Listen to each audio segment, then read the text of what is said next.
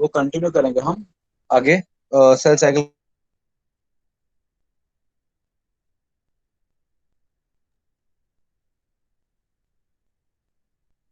का जो last part रह गया है वो, और फिर ह्यूमन फिजियोलॉजी में बात करेंगे, डाइजेशन स्टार्ट करेंगे।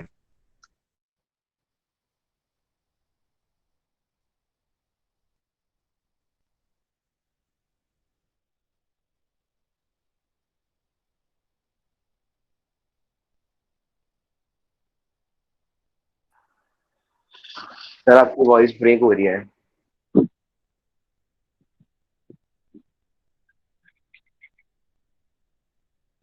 अभी नहीं मैं सर, कुछ बोल पहले ही ही क्या रहा पहले हूँ। ही हो रही थी। अब क्लियर आ रही है?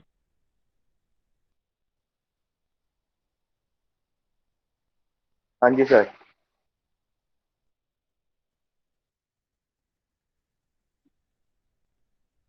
बात आ रही है आप लोगों को क्लियर? Yes sir.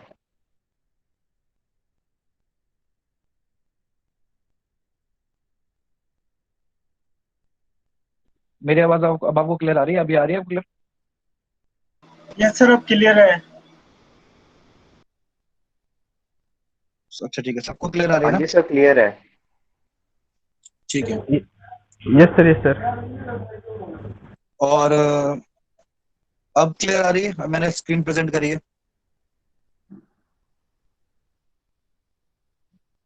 हाँ सर, आती है फिर बीच में क्रैक होने लगते हैं, मतलब वॉइस डिस्टरबेंस होने लगती अच्छा, तो जब डिस्टरबेंस हो तो मुझे बता देना कि सर अब ना डिस्टरबेंस हो रही है।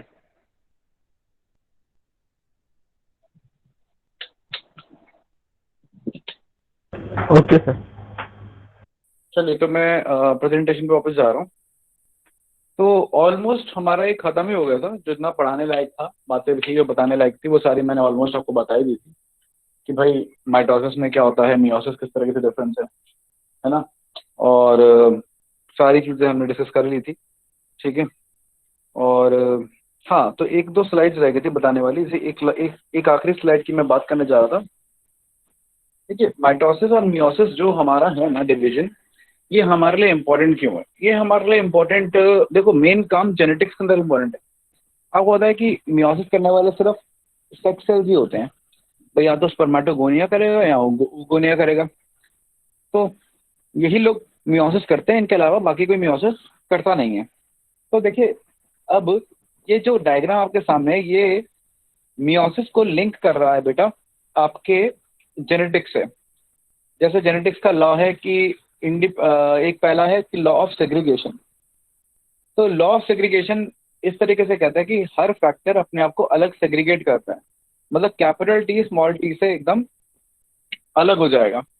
जो हम इसलिए जानते हैं क्योंकि, और लॉ ऑफ सेग्रीगेशन अगर कोई आपसे पूछे तो कौन सी stage of meiosis represents the law of segregation?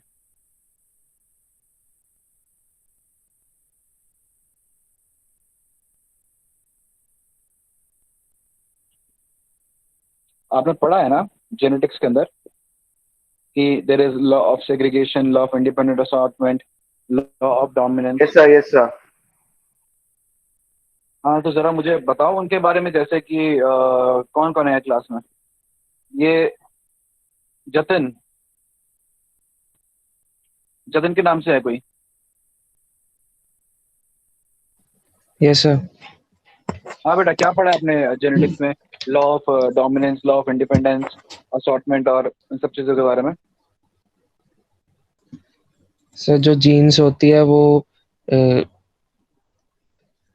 Divide हो जाती है जब भी सेल डिवीजन होता है दो डॉटर सेल्स में। कैसी जीन्स डिवाइड हो जाती हैं?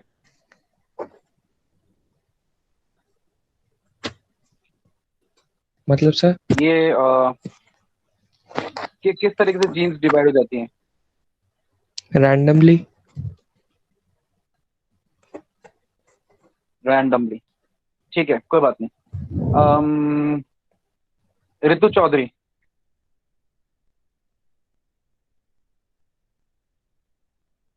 आवाज आ रही है?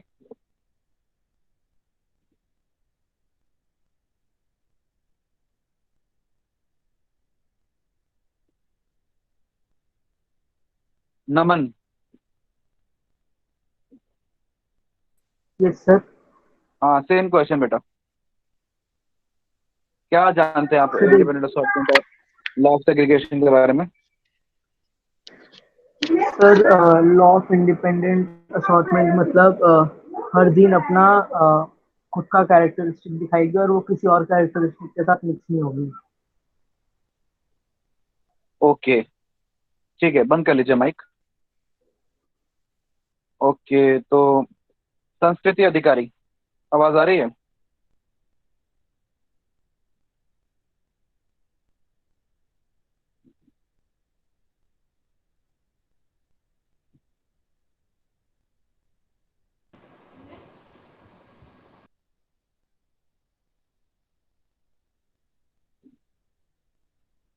ओके, तो चलो कोई somebody else who could talk about the independent assortment या law of segregation clearly.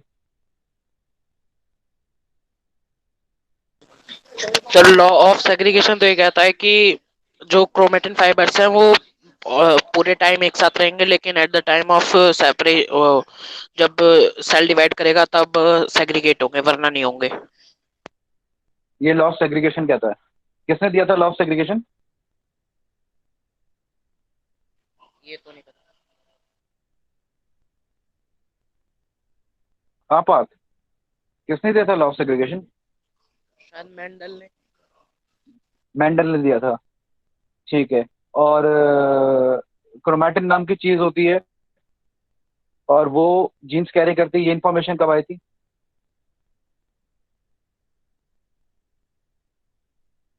नहीं, ये तो नहीं पता सर। ये इंफॉर्मेशन काफी बाद में आई थी।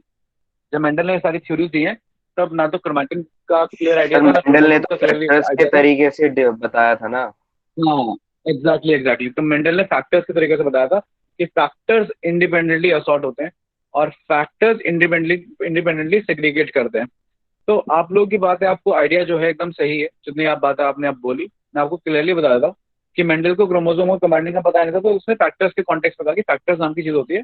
वो फैक्टर्स सेग्रीगेट करने का मतलब है कि जैसे कैपिटल टी स्मॉल टी है, तो कैपिटल टी स्मॉल टी आपस में अलग अलग होंगे, मतलब कैपिटल टी स्मॉल टी साथ में नहीं रहेंगे, ये दोनों अलग अलग होंगे, फिर जाके किसी दूसरे से मिक्स करेंगे तो सेग्रीगेट करेंगे, तो that is law of segregation. और इंडिपेंडेंट असॉर्टमेंट ने ये बोला था कि अगर मैं दो कैरेक्टर ले लूं, ठीक है ना, कि लेट से हाइट का एक कैरेक्टर ले लिया और एक फ्लावर के कलर का कैरेक्टर ले लिया कि भैया फ्लावर रेड कलर का है, तो ऐसा जरूरी नहीं है कि एक प्लांट टॉल होगा तो साथ में उसके पास कैपिटल आर ही होगा। ऐसा जरूरी नहीं है। कैपिटल टी के साथ स्मॉल आर भी हो सकता है, कैपिटल आर भी हो सकता है, मतलब टी और आर एक दूसरे के कंपैरिजन में इंडिपेंडेंटली असॉर्ट रहेंगे। वो दोनों एज इंडिपेंडेंट, भाई म्यूचुअली एक्सक्लूसिव इवेंट्स हैं या दोनों इंडिपेंडेंट हैं, दोनों एक दूसरे पर डिपेंडेंट नहीं। तो ये था लॉ ऑफ इंडिपेंडेंट असॉर्टमेंट। अब देखो, हमको जेनेटिक्स और मियोसिस को लिंक करके ही चीजें समझनी पड़ेंगी, वरना हमारे दोनों कॉन्सेप्ट खराब हो जाएंगे। तो लॉ ऑफ सेग्रीगेशन के बारे में बताता हूँ। तो जैसे लॉ ऑफ सेग्रीगेशन कह रहा है कि कैपिटल टी स्मॉल टी से अलग हो जाएगा, कैपिटल आर स्मॉल आर से अलग होगा, साथ में नहीं रहेंगे, ठीक है।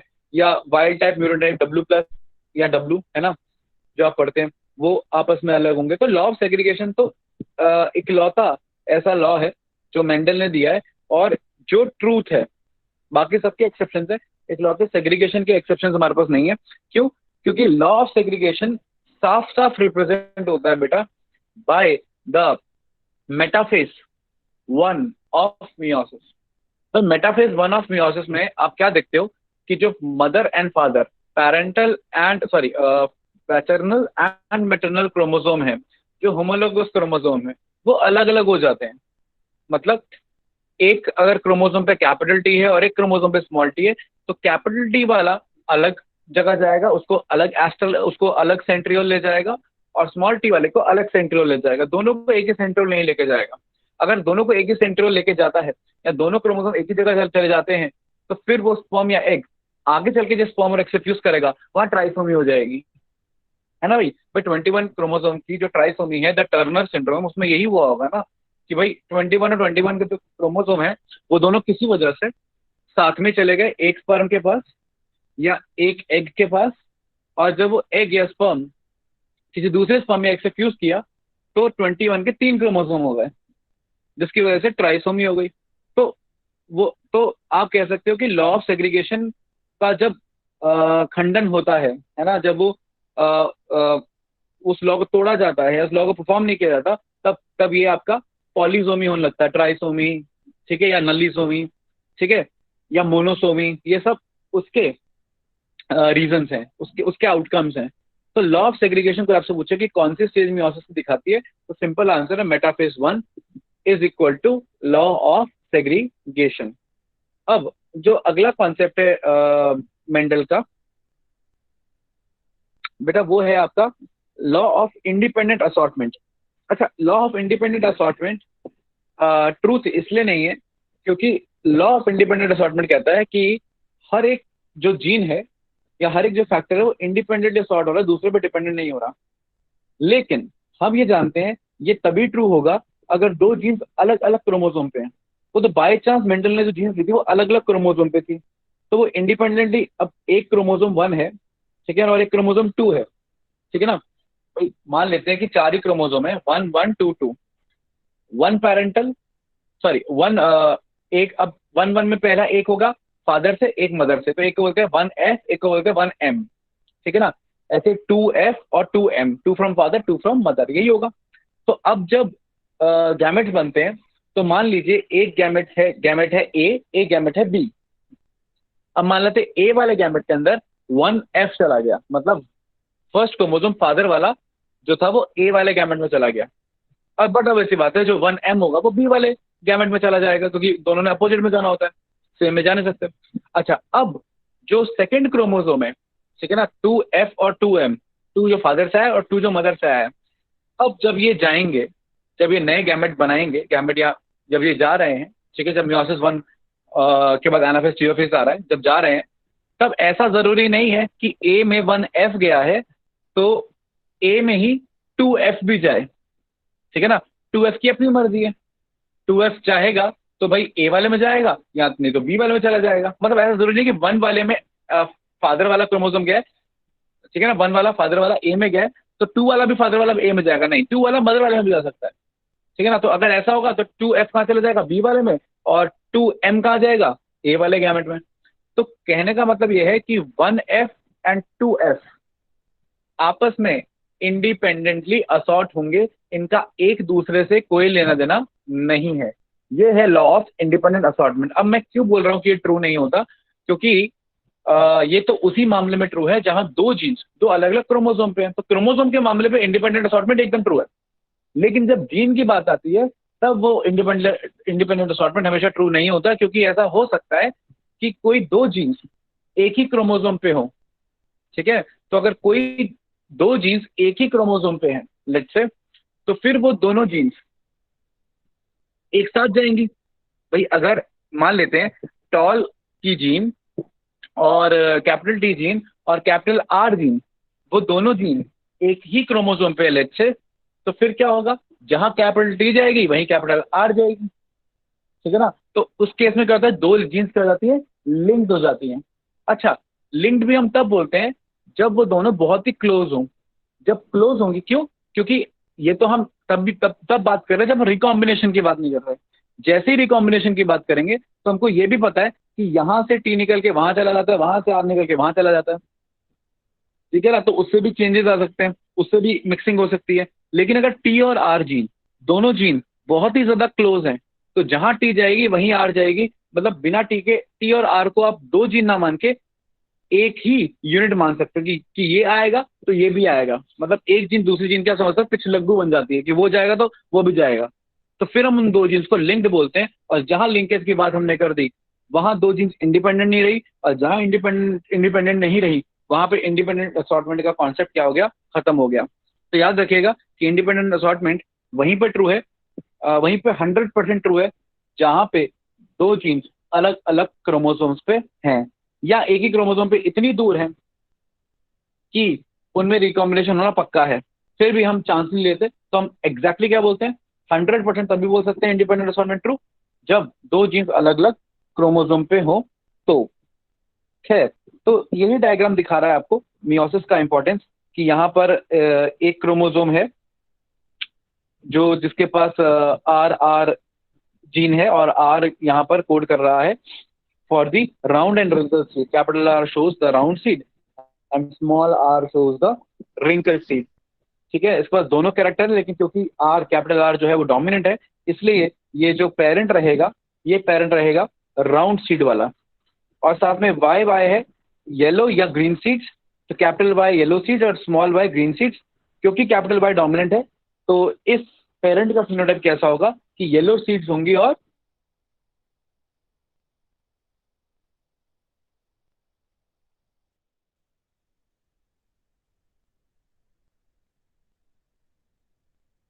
अब जैसे ही अब आपको पता है कि एस फेज आता है, एस फेज में क्रोमोसोम्स पूरे पूरे बन जाते हैं, रेप्लिकेट करते हैं। तो जो एक एक वाई वाई वाली जीन थी एक एक क्रोमोसोम पे, अब वो दो दो हो गई हैं, सिस्टर क्रोमैटिड्स बन गए हैं। तो यहाँ क्रोमोसोम रेप्लिकेट लिखा हुआ है, ये एकदम गलत ही कॉन्सेप्ट है। क्रोमोसोम रेप्लिकेट नहीं हुए हैं, क्रोमैटिन रेप्लिकेट हुआ है, जिसकी वजह से हर जीन की अपनी अपनी क्या बन गई है, कॉपी बन गई है। तो पहले हमारे पास 2 वाई जीन थी, अब हमारे पास 4 वाई जीन है, और 2 कैपिटल वाई की कॉपी है और 2 स्मॉल वाई की कॉपी है। अच्छा, अब आप देखिए कि इसमें खास बात क्या है कि जो सिस्टर क्रोमैटिड्स हैं, एक ही क्रोमोसोम के क्रोमैटिड्स हैं, उन पे सेम जीन है। कि भाई अगर एक दोनों, अब ये मान लीजिए, एक सेकेंड आई शो यू।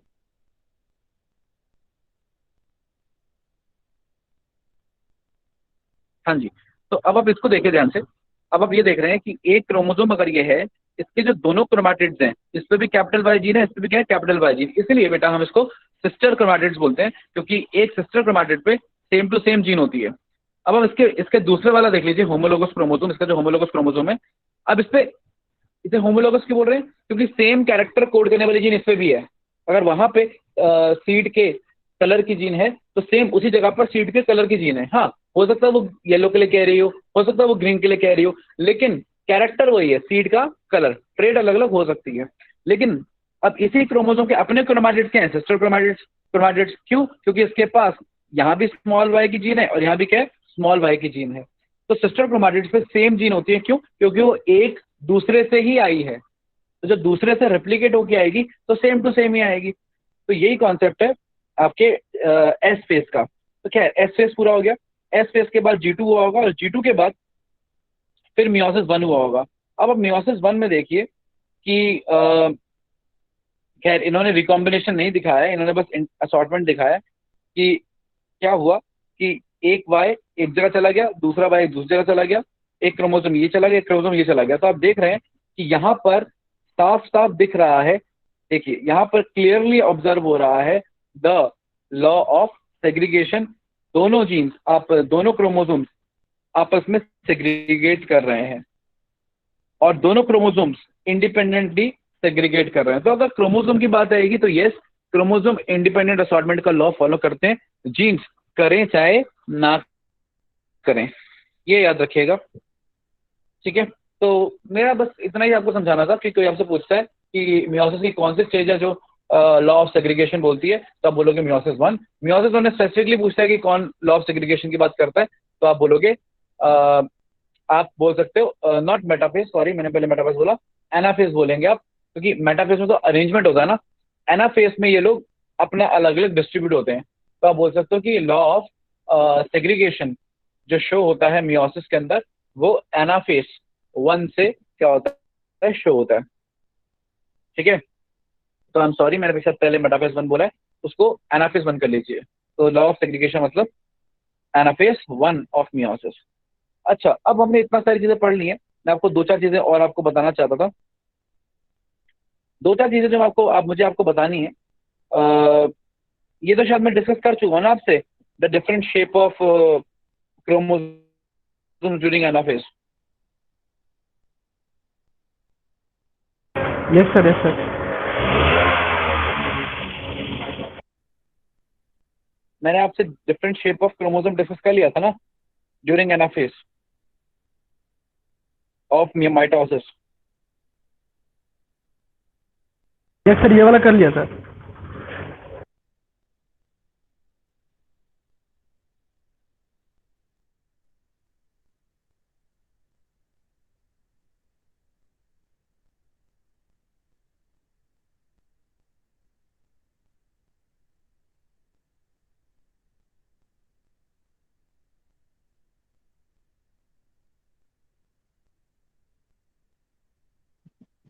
हाँ जी, मेरी आवाज आपको आ रही है? सर हाँ अब आ रही है। हाँ, तो मैं ये कह रहा था कि आपको मैंने वो डिस्कस कर लिया था ना, shape of the chromosome during the anaphase of mitosis या mitosis of first. Yes yes sir. ठीक सर। है। तो अब मियोसिस के बारे में बस वही है कि अब देखो, मियोसिस भी, अब मियोसिस की अगर आगे बात करें हम, तो जैसे मैंने आपको प्रोफेज वन बता दिया कि प्रोफेज वन ऐसे हुआ। बाकी अगर हम इसकी बात करें आगे मेटाफेज की, तो इसके अगर हम मेटाफेज की बात करते हैं,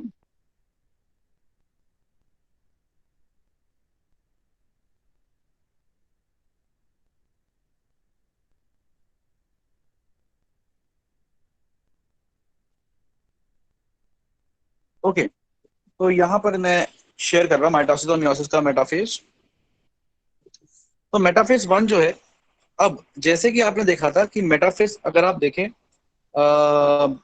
अपने माइटोसिस का, तो आप क्या देख रहे थे कि चारों क्रोमाटिड, चारों क्रोमोसोम आपस में इस तरीके से अरेंज हो गए थे, ठीक है ना, और चारों के अपने अपने टुकड़े होने थे।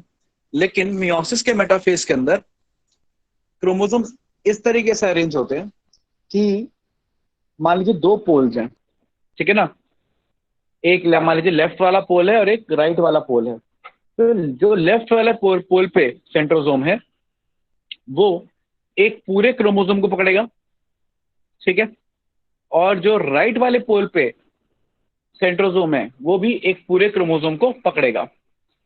अगर लेफ्ट वाले क्रोमोसोम ने, दोनों होमोलोगस क्रोमोसोम्स में से, सॉरी लेफ्ट वाले पोल ने या लेफ्ट वाले सेंट्रोसोम ने, अगर दोनों होमोलोगस क्रोमोसोम्स में से, ठीक है ना, मान लीजिए मैटरनल वाले को पकड़ लिया, तो फिर जो राइट वाला पोल है, मान लो लेफ्ट वाले ने मैटरनल पकड़ लिया, तो राइट वाला जो पोल है उसका सेंट्रोसोम पैटर्नल क्रोमोसोम को पकड़ेगा। ये केस मान लीजिए हो गया फर्स्ट क्रोमोसोम के लिए। फिर सेकेंड वाला फर्स्ट से इंडिपेंडेंट होगा, जैसे कि मैंने बोला इंडिपेंडेंट असॉर्टमेंट है, ठीक है ना। तो सेकंड वाला फर्स्ट के कंपैरिजन क्या होगा, इंडिपेंडेंट होगा। अब मान लीजिए सेकंड वाले केस में लेफ्ट वाले सेंट्रोसोम ने मैटरनल वाले को पकड़ लिया, तो फिर राइट वाला पैटर्नल वाले को पकड़ लेगा। तो कहने का मतलब ये है कि जो दो होमोलोगस क्रोमोसोम्स होते हैं, उनको ये दोनों पोल्स आपस में क्या कर लेते हैं, डिस्ट्रीब्यूट कर लेते हैं। आधे क्रोमोसोम्स एक के पास चले जाते हैं और आधे क्रोमोसोम्स दूसरे के पास चले जाते हैं। तो यही डिफरेंस है कि मेटाफेज ऑफ मियोसिस माइटोसिस के अंदर, मेटाफेज ऑफ माइटोसिस के अंदर जो डिस्ट्रीब्यूट हो रहा है वो क्रोमैटिड्स डिस्ट्रीब्यूट हो रहे हैं, और मियोसिस के मेटाफेज के अंदर वन के अंदर क्रोमोसोम्स डिस्ट्रीब्यूट हो रहे हैं। एंड क्योंकि क्रोमोसोम्स डिस्ट्रीब्यूट हो रहे हैं, इसलिए द क्रोमोसोम नंबर हाफ हो जाएगा। तो अगर डिप्लॉयड है पेरेंट सेल, तो मियोसिस वन के बाद वो सेल हैप्लॉयड रह जाता है। अगर 46 क्रोमोसोम है एक सेल के पास इन अ पेरेंट सेल, तो मियोसिस वन के बाद जो डॉटर सेल बनेंगे दो, उन दोनों के पास 23 एंड 23 क्रोमोसोम्स होंगे। और ये दोनों सेल आपस में मिलते जुलते नहीं होंगे। क्यों? क्योंकि एक के पास अलग सेट ऑफ क्रोमोसोम गया है और दूसरे के पास अलग सेट ऑफ क्रोमोसोम गया है। इसके अलावा जो रीजन है सेम सेम ना होने का, वो ये वजह है कि रिकॉम्बिनेशन हुआ है, जीन्स इधर से उधर हुई है, इसलिए दोनों आपस में बिल्कुल सिमिलर नहीं होंगे। दोनों आपस में जेनेटिकली क्या होंगे, अलग अलग होंगे। अगर अगर ये मियोसिस मेल के अंदर हुआ है स्पर्म बनाने के लिए, तो ये जो दो सेल बने हैं मियोसिस वन के बाद, इनको हम सेकेंडरी स्पर्मेटोसाइट बुलाएंगे। और अगर ये oogenesis हुआ है, तो उस केस में ये जो दो सेल्स बने हैं, एक को हम सेकेंडरी oocyte, जैसे वहां प्राइमरी स्पर्मेटोसाइट बोला, या बोलते हैं सेकेंडरी oocyte, और एक को हम पोलर बॉडी बोलेंगे जो कि हाईली रिड्यूस होगा। तो ये डिफरेंस है, ठीक है, क्लियर पॉइंट। ओके, उसके बाद जैसे कि मैं भी मेटाफेज की बात कर रहा था, क्रोमोसोम्स अपने अलग अलग हो गए। अच्छा, उसके बाद एनाफेज आएगा, ठीक है, जैसे कि हमेशा आता है दोनों मेटाफेज में। अच्छा, तो अलग होने वाला जो फेज है वो क्या हो गया, एनाफेज। अब मेटाफेज में एक बड़ी इंटरेस्टिंग चीज है कि जैसे यहाँ पर सिंगल प्लेट बनती है, कितनी प्लेट बनती है, सिंगल इक्वेटोरियल प्लेट बनती है। इसमें ऐसा नहीं होता। मियोसिस 1 के अंदर आधे क्रोमोसोम इस तरफ अरेंज होते हैं लेफ्ट साइड में, और आधे क्रोमोसोम अरेंज होते हैं राइट साइड में, तो डबल इक्वेटोरियल प्लेट बनती है। तो पहला डिफरेंस मेटाफेज के अंदर नजर आ गया आपको। भाई पहला प्रोफेज में नजर आया था, रिकॉम्बिनेशन हुआ था। दूसरा डिफरेंस आपको मेटाफेज में नजर आया on the arrangement of chromosome, ठीक है ना, यहाँ पे सिंगल प्लेट, यहाँ पे डबल प्लेट।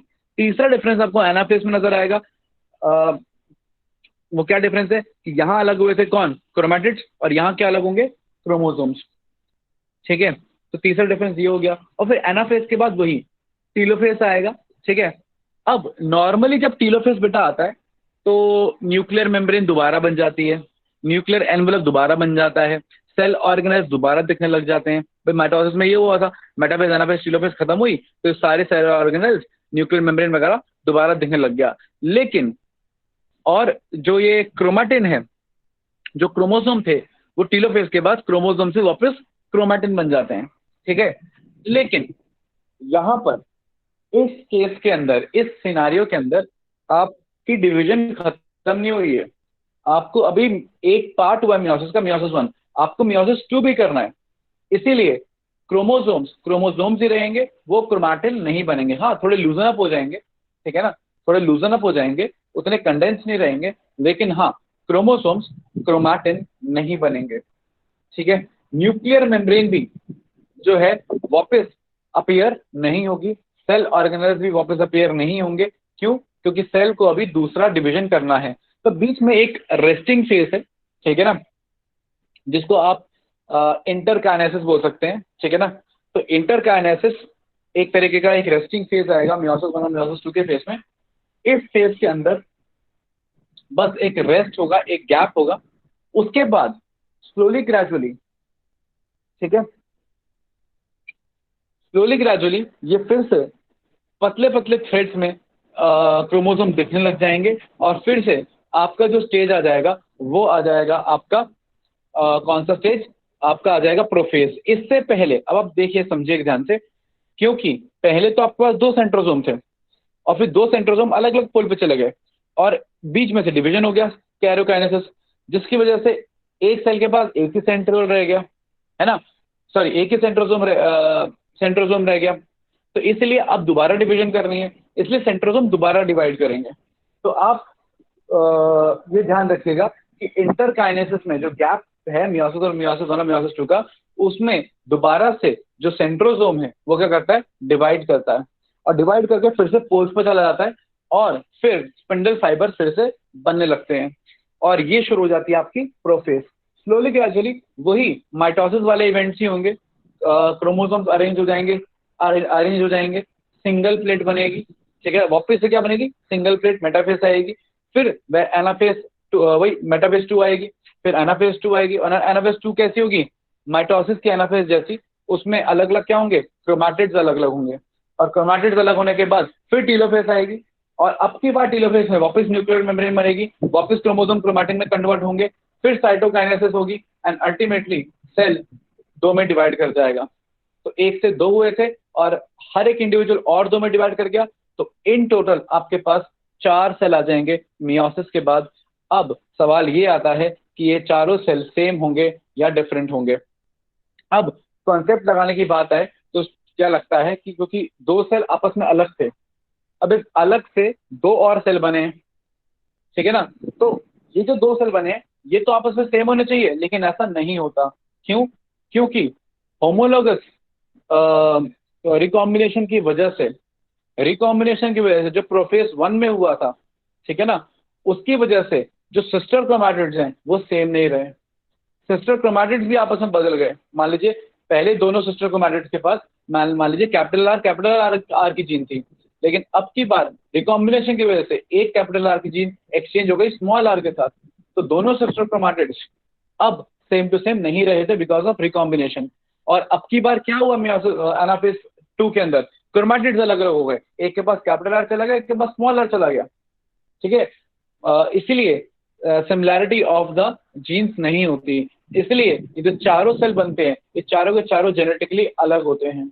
इसका मतलब कि एक स्पर्मेटोगोनिया से बनने वाले 4 स्पर्म्स आपस में जेनेटिकली एकदम अलग अलग होते हैं। क्लियर पॉइंट, आ रही बात समझ में?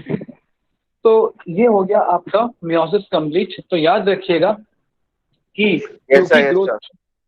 हाँ तो याद रखिए क्योंकि ग्रोथ फेस एक ही बार हुआ है, जिसको हम गैप 1 गैप 2 बोल रहे हैं, 2 बार नहीं हुआ, इसलिए जो पेरेंट सेल आया है वो साइज में छोटा हो, सॉरी जो डॉटर सेल आया है वो साइज में छोटा होगा। एंड क्योंकि एस फेज भी एक ही बार आया है, इसलिए उसका जेनेटिक अमाउंट भी क्या होगा, कम होगा, आधा होगा पेरेंट सेल से, टॉप के पेरेंट सेल से। ठीक है, तीसरा पॉइंट, क्योंकि इसमें एक बार क्रोमोसोम बटे हैं rather देन क्रोमाटिड्स बटने हो जाए, क्योंकि क्रोमोसोम का एक बार डिवीजन हुआ है, बटे हैं, इसलिए नंबर ऑफ क्रोमोसोम भी डॉटर सेल में कैसा होगा, आधा होगा। अगर यही क्रोमोसोम 2 बार बटते, हालांकि पॉसिबिलिटी नहीं है लेकिन मान लीजिए 2 बार बटते, तो फिर ये नंबर 1/4 होता। तो आपको जब भी क्वेश्चन आए, कोई भी क्वेश्चन आए, कोई भी आपसे पूछे कि इस स्टेज में बताओ क्रोमोसोम मटेरियल क्या होगा, क्रोमैटिन क्या होगा या क्या क्या होगा, तो आपको इतना ध्यान रखना है कि मियोसिस के अंदर 1 और 2 दो पार्ट्स होते हैं। पहले पार्ट के अंदर, पहले पार्ट के बाद जो है क्रोमैटिन मटेरियल आधा होता है। ठीक है, सॉरी, नंबर ऑफ क्रोमोसोम आधे होते हैं, क्रोमैटिन अमाउंट सेम रहता है पेरेंट के हिसाब से। और जब डिवीजन होता है उसके बाद क्रोमोसोम नंबर जो है वो सेम रहता है और क्रोमैटिन अमाउंट क्या हो जाता है, आधा हो जाता है। तो ये बात आपको ध्यान रखनी है। ठीक है, मैं आपको एक बात बता देता हूँ, एक ध्यान रखिएगा, इसको मैं एक बार बताता हूँ, मैं 1 बाय 1 आपको सारी स्टेजेस के बारे में बता देता हूँ। पहले बात करते हैं मियोसिस की हर एक स्टेज की, आपको मैं क्लियर बताता हूँ। जैसे कि लेट से स्टेजेस थी, एक थी आपकी G1, फिर था S, फिर था G2। ठीक है, क्लियर। और G2 के बाद आपका था मियोसिस 1, है ना। अच्छा, मियोसिस 1 के बाद फिर इंटरकाइनेसिस था, फिर मियोसिस 2 था। ठीक, तो अब मैं इन सब के बाद बता रहा हूं। ठीक है, अब सुनिएगा ध्यान से कि जब जीवन में, सॉरी, सर जब आपकी जीवन वॉइस में, ब्रेक हो रही है। अब क्लियर आ रही है? Yes sir, yes sir. Okay, अब बताओ, अब मान लेते हैं, अब आप मुझे आंसर देंगे 1 बाय 1। मान लेते हैं कि जीवन में एक सेल है, उसका डीएनए कंटेंट 2C है और क्रोमोसोम नंबर 2N है।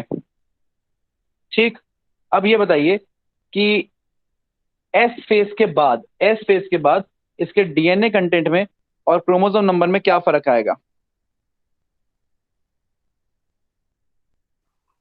सर क्रोमोसोम तो सेम रहेगा, डीएनए कंटेंट डबल हो जाएगा ना। यस, तो मैं क्या ऐसा बोल सकता हूं कि इसका डीएनए कंटेंट होगा 4C, ठीक है, और क्रोमोसोम नंबर 2N ही रहेगा। क्या ये बात सही है?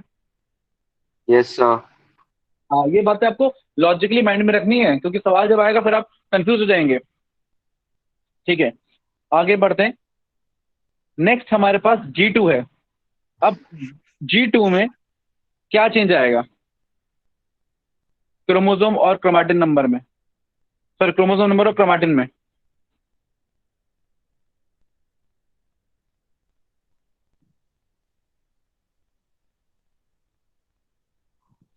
आपसे पूछ रहा हूं मैं वो।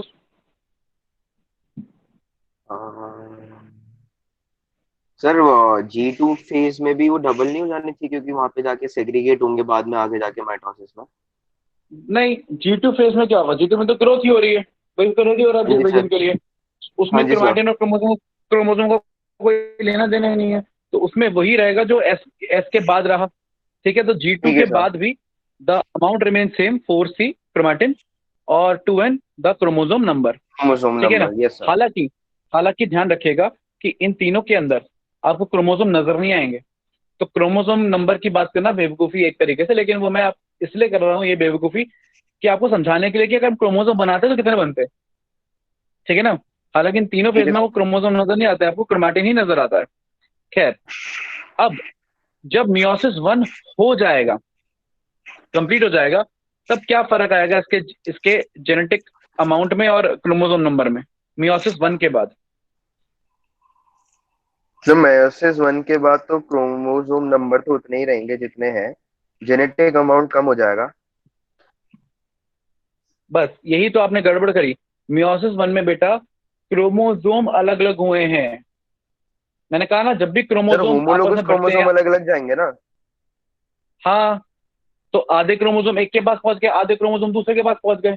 तेरे पास 46 सेब थे, मैंने 23 सेब हाँ ए को हाँ, दे तो दिए, उतने ही 23 रहेंगे, सेब बी को उतने ही दे दिए, तो रहेंगे, बढ़ गए ना। क्रोमोसोम नंबर उतना ही रहेगा। हाँ बेटा, ये बात आपको ध्यान रखनी है कि माइटोसिस में कैसे बंटवारा हो रहा है, मियोसिस में कैसे हो रहा है। मैं दो बांटने की बात करता हूँ, मेरी बात बात ध्यान से समझना कि यस सर। दो दोस्त हैं राम और श्याम। मेरे पास 46 सेब थे। मैंने माइटोसिस से जब सेब डिवाइड करूंगा तो मैं 46 सेब के हर सेब के 2 टुकड़े करूंगा। ठीक है। फिर एक टुकड़ा दिया राम को, एक टुकड़ा दिया श्याम को, दूसरा सेब उसका एक टुकड़ा राम को, एक टुकड़ा श्याम को। तो अल्टीमेटली क्या हुआ कि जब डिवीजन हो गया, राम और श्याम के पास बराबर बराबर मेरे ख्याल से सेब का अमाउंट आया, है ना। यस अगर सर। वही मैं मियोसिस करूं, मियोसिस 1 करूं, तो मैंने क्या किया, मैंने 23 सेब दे दिए राम को, 23 सेब दे दिए श्याम को। शाम को। उसमें भी दोनों के पास अमाउंट ऑफ सेब क्या है, सेम है। सेम ही है अभी ठीक भी। है ना। सेम है, अभी भी सेम है, बस तरीका अलग अलग हो गया। तो यस इसमें राइट सर। उसके पास कह सकते हैं कि 46 सेब के टुकड़े हैं माइटोसिस में, लेकिन मियोसिस 1 में उसके पास 23 ही सेब के टुकड़े हैं। बस वो एक टुकड़ा अपने आप में डबल है। ठीक है। तो यही फर्क है। अच्छा, अब क्योंकि मियोसिस 1 में क्रोमोसोम्स अलग अलग हुए हैं, क्रोमोसोम बढ़ गए हैं, इसलिए मैं क्रोमोसोम नंबर आधा कर दूंगा। ठीक है। क्योंकि क्रोमोसोम बटे हैं, इसलिए मैंने क्रोमोसोम नंबर क्या कर दिया, आधा। तो इसको बोलूंगा एन। एन हो ठीक है। जाएगा, कैपिटल एन। एन हो जाएगा। और डीएनए कंटेंट क्या होगा,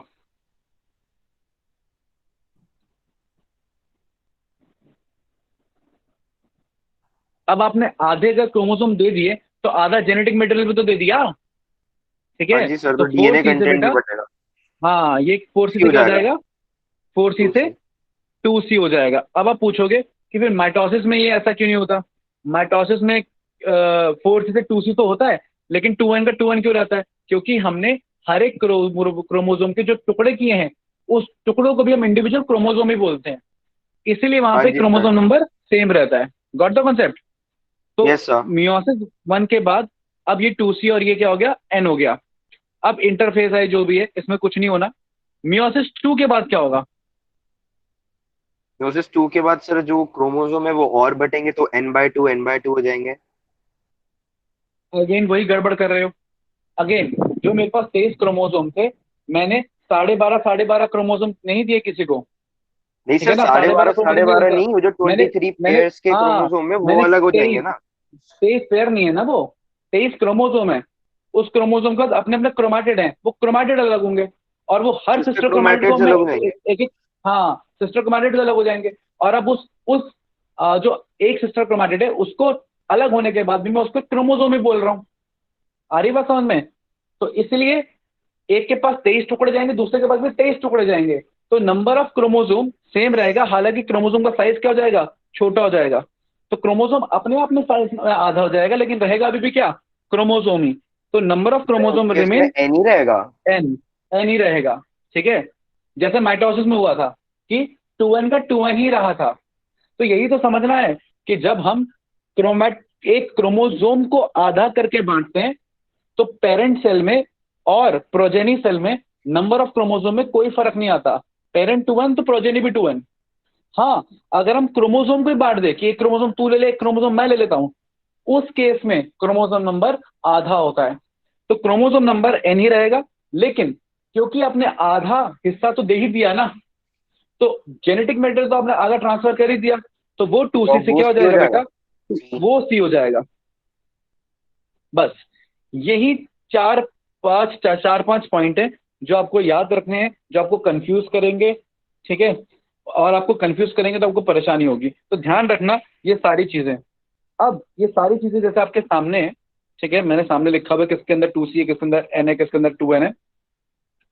अब मैं आपसे एक सिंपल सा क्वेश्चन पूछ रहा हूँ, ठीक है, आप में से आराम से टाइम लेना, उसके लिए 1 आध मिनट ले लेना और मुझे उसका आंसर आराम से देना, सोच समझ के देना, ठीक।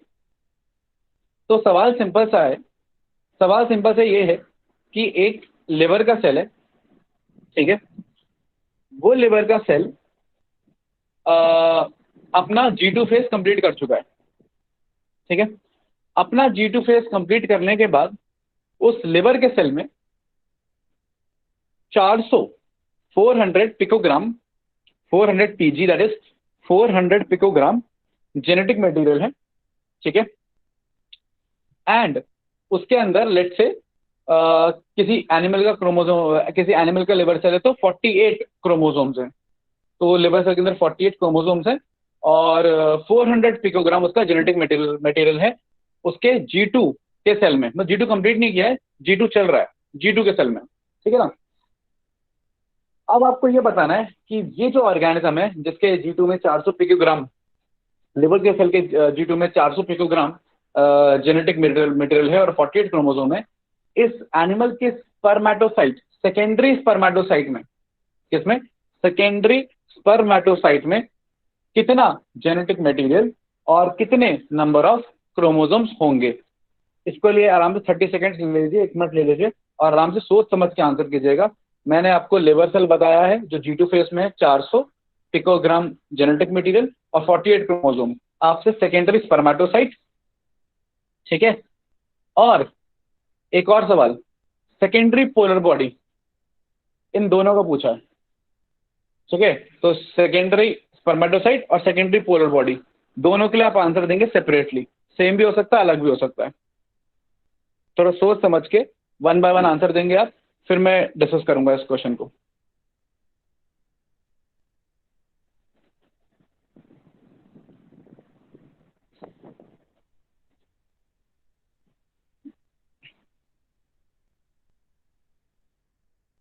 जब आंसर आ जाए तो अ, मुझे बता दीजिएगा अपना नाम G2 बता के। फेज कंप्लीट हो गया है, G2 फेज में रनिंग है अभी।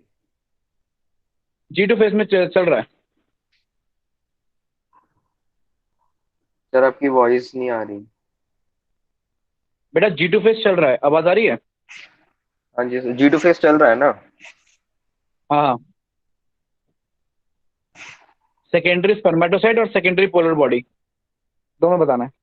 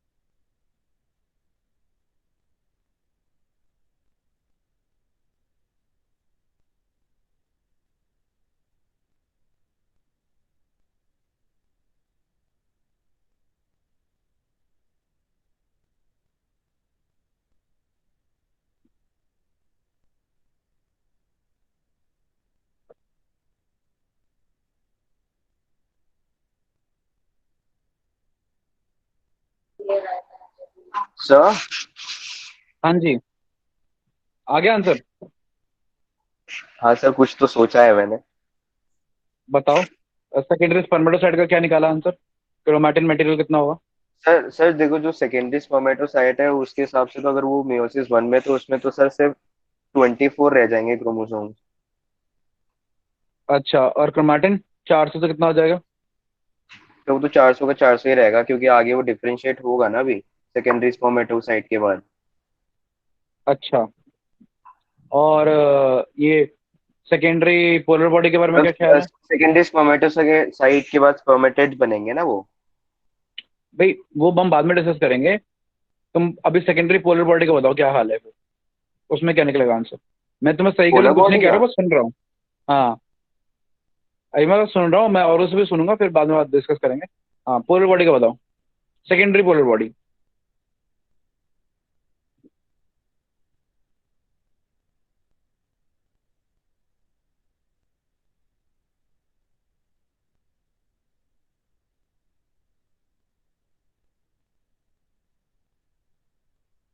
सर उसमें भी एन ही होंगे, मतलब 24। क्रोमोसोम नंबर एन होंगे, और क्रोमैटिन? सर उसमें तो 80 हो जाएगा, मतलब 400 का हाफ 200। 400 का हाफ हो जाएगा, मतलब 200 हो जाएगा, हाँ? मुझे नंबर बताओ, एन मुझे मुझे। सी भी नहीं चाहिए, मेरे को हाँ मुझे जी नंबर हाँ बोला जी हाँ 400। जी हाँ जी, 200। ठीक है, 200। ओके, चलिए। अब आप लोगों ने अगर किसी और ने भी सॉल्व किया हो तो वो भी मुझे आंसर बता दे, फिर मैं डिस्कस करूं। एक जना तो और बता दे कम से कम, कि एक ही जना करेगा सॉल्व सब कुछ।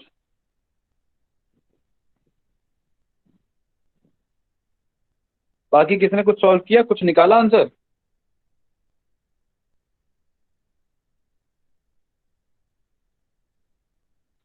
हाँ जी, वन बाय वन, नीचे से। योगिता सिंह,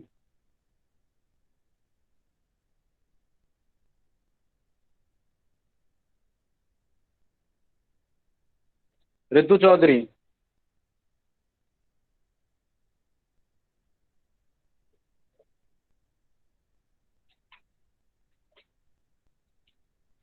नमन,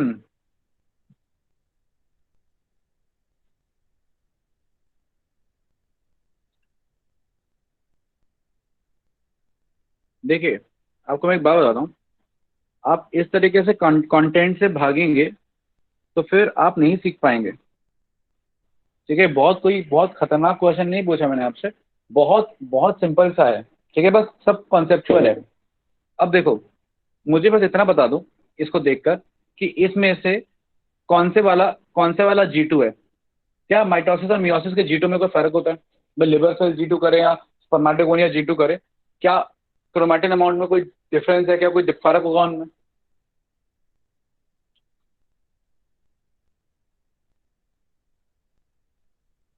बोलो, क्या कोई लगता है, क्या कोई फर्क होगा कि अगर एक लिवर सेल मियोसिस कर रहा है, सॉरी लिवर सेल अपना G2 कर रहा है, या एक स्पर्मेटोगोनिया अपना G2 कर रहा है, या तो क्या उसमें खास डिफरेंस होगा? नहीं, कोई खास फर्क नहीं होगा। फर्क अगर होगा भी तो वो उन प्रोटीन्स में होगा जो बनाने हैं। भाई मियोसिस करने के लिए आपको सिनेप्टोनेमल कॉम्प्लेक्स बनाना है, माइटोसिस के लिए नहीं बनाना है।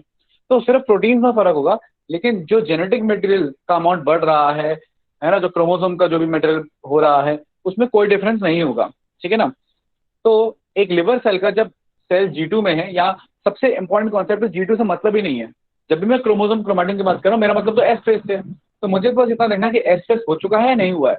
तो G2 में है, इसका मतलब एस फेज हो चुका है।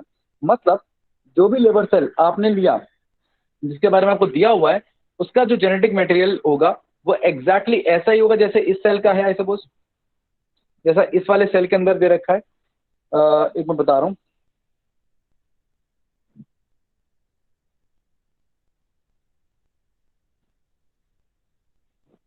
मेरी आवाज आ रही है आप लोगों को? Yes sir. हाँ, तो बेटा जो मैंने पिंक में मार्क किया है 4C2N, एग्जैक्टली यही नंबर ऑफ क्रोमोसोम और यही जेनेटिक अमाउंट होगा एक लिवर सेल का भी और एक स्पर्मेटोगोनिया का भी। कोई उसमें फर्क नहीं होगा एस फेस होने के बाद। और G2 का भी सेम ही है, कि G2 में भी सेम ही रहता है, क्योंकि G2 में तो डीएनए से कुछ छेड़खानी होती ही नहीं है। खैर, तो आपको क्या दिया है? आपको बेटा दिया है कि 4C है 400, मेरे ख्याल से यही दिया गया, 4C 400, 400, और 2N दिया है आपको 48। तो यस 2N सर। 48 है, और 4C हो गया आपका 400। अब हाँ जी। आपसे क्या पूछा कि बताओ कि सेकेंडरी स्पर्मेटोसाइट में डीएनए कंटेंट का या क्रोमोसोम का क्या होगा। अब मुझे ये बताओ, इनमें से कौन से वाला सेल, G2 वाला, M1 वाला कि M2 वाला, कौन से वाला वो सेल है जो रिप्रेजेंट कर रहा है सेकेंडरी स्पर्मेटोसाइट को? सर M1 है ना? M1। M1 रिप्रेजेंट क्योंकि कर रहा उसके है मियोसिस 1 ही तो ही है। है ना। तो यस सर। M1 रिप्रेजेंट कर रहा है किसको, सेकेंडरी स्पर्मेटोसाइट को। तो जो जैसा इसका जेनेटिक क्रोमोसोम वैसे ही उसका। तो अब ये है 2C और N। हाँ अब जी सर। 4C अगर होता है 400, तो 2C क्या हो जाएगा, तो 200। तो क्रोमैटिन मटेरियल कितना हो गया, 200 पिकोग्राम। 200। अब नंबर ऑफ क्रोमोसोम 2N से हुए हैं N, जो कि आपको पता हो जाते हैं, ठीक है। तो हाँ जी सर। नंबर ऑफ क्रोमोसोम क्या 24। हो जाएंगे, 24। तो आंसर आएगा 200 कॉमा 24। 200 जेनेटिक मटेरियल और 24 क्या, क्रोमोसोम। ये कोई मुश्किल था, सिंपल मैथ था, आधा आधा कर देना था। खैर, अगला कॉन्सेप्ट। अच्छा, ये आपने देखा, ये इसलिए आया ऐसा आधा, क्योंकि मैंने आपको एक सेल दिया जो G2 में है। अब अगर यही मैं पेरेंट सेल दे देता, या मैं लिवर का नॉर्मल सेल दे देता, या स्पर्मेटोगोनिया दे देता, तो आप क्या देखते, तो आप देखते कि क्रोमैटिन मटेरियल जो है वो सेम रहता, वो 2C का 2C रहता। फिर आंसर क्या आता, अगर मैं बोलता कि लिवर सेल G2 ना होकर सिंपल बोल देता कि एक सेल है उसका 400 पिकोग्राम मटेरियल है, यहाँ स्पर्मेटोगोनिया उसका 400 पिकोग्राम मटेरियल है।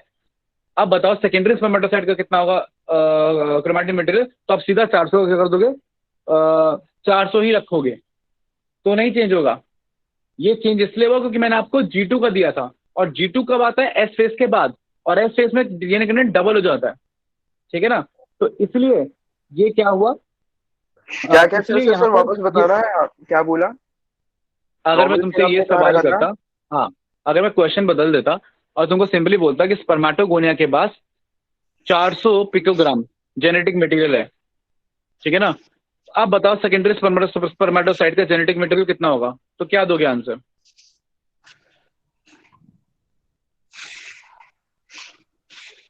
सर वो तो 200 हो जाएगा ना।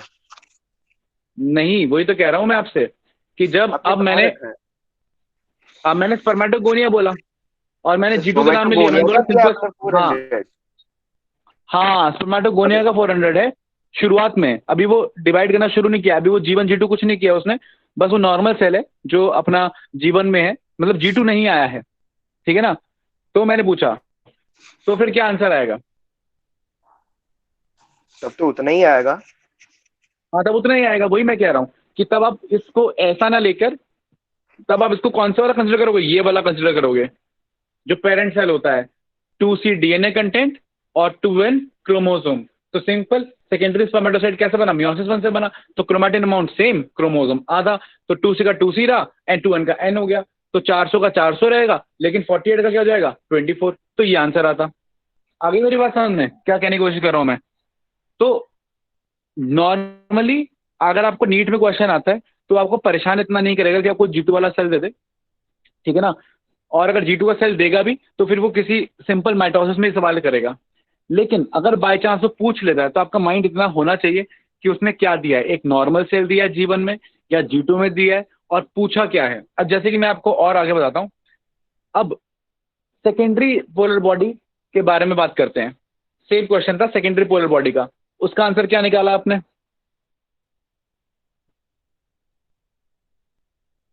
तो सेकंड पोलर बॉडी का तो मैंने बताया था ना, उसमें जाके तो एन ही रहेगा, तो एन का 24 ही करा था। हाँ देखो, एन क्रोमोसोम नंबर तो पहले ही आधा हो जाता है, तो वो आधा ही रहता है, तो बढ़ता है ही नहीं।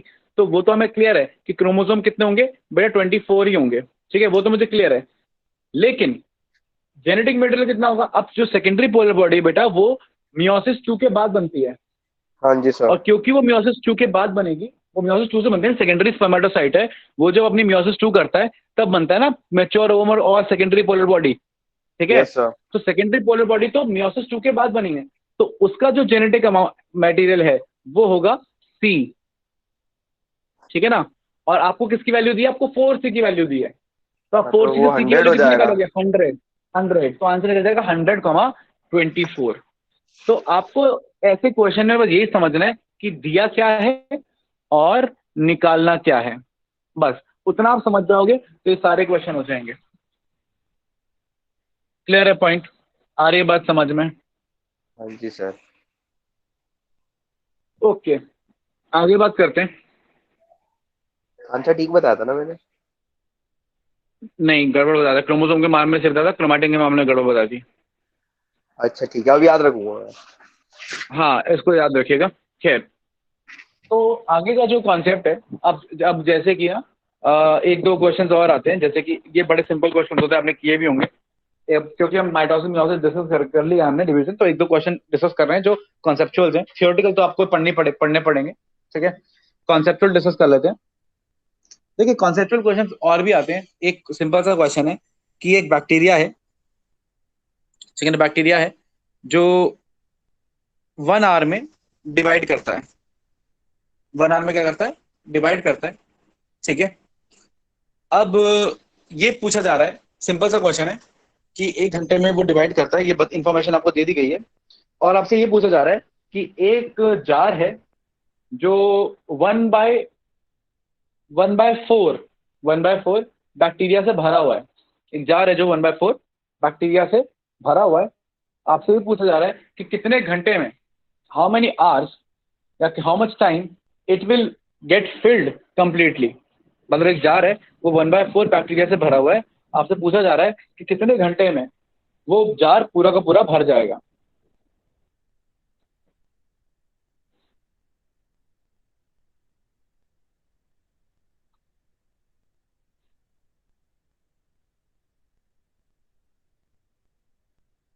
बेटा क्वेश्चन सुनाई दिया आपको? Yes sir. समझ में आया? Yes sir, yes sir. Answer करो। तो 2 घंटे में भर जाएगा पूरा जार। 2 घंटे में भर जाएगा, ओके। और किसी को कोई आंसर?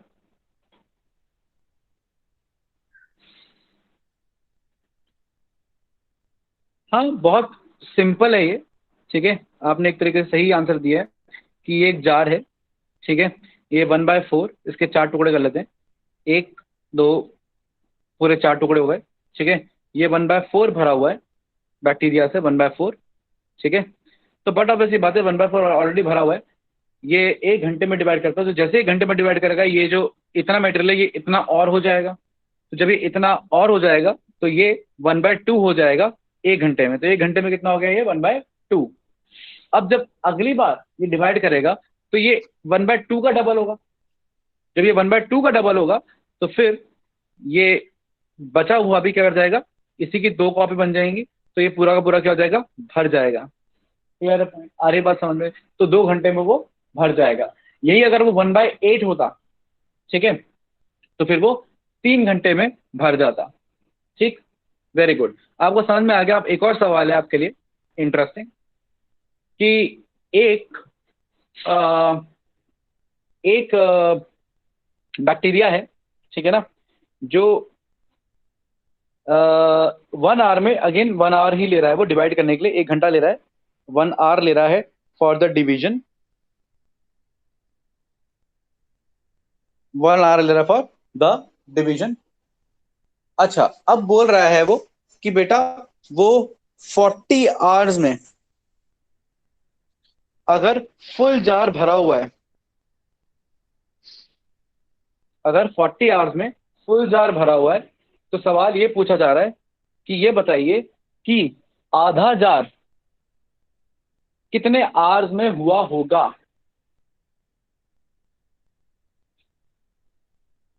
मतलब 1 आवर डिवीजन के लिए है, 40 घंटे बाद मैंने देखा पूरा जार भर चुका है, तो कितने घंटे में मैं वापस जाऊं, या कितने घंटे में मैं देखता कि मुझे आधा जार नजर आता बैक्टीरिया से भरा हुआ। तो वो हाफ जार के लिए टाइम पूछ रहा है। क्वेश्चन समझ गए आप? सुना आपने?